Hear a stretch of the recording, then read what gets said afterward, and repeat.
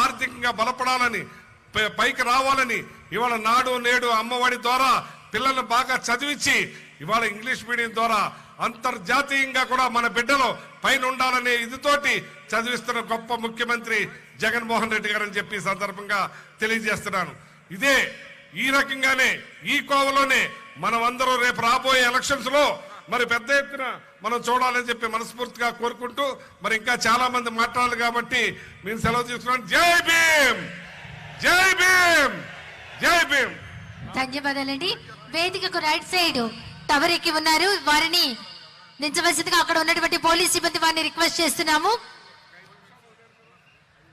Tower ఎవరిని ఎక్కనివ్వకుండా చూడవలసిందిగా police సిబ్బంది వారిని సమనీయంగా కోరుతున్నాం. తర్వాత డిప్యూటీ సీఎం అంజద్ బాషా గారిని మాట్లాడవలసిందిగా కోరుతున్నాం. అందరికీ నమస్కారాలు. మరి ఇవాళ సామాజిక సమతా సంకల్ప యాత్రకు ఏదైతే సభకు విచ్చేసిన అతిరథ మహారథులకు, మరి రాష్ట్ర నలుమూల నుంచి వచ్చేసిన నా సోదరమణులకు సోదరమణులకు అందరికి కూడా పేరు పేరు నా హృదయపూర్వక ధన్యవాదాలు తెలియజేసుకుంటున్నాను.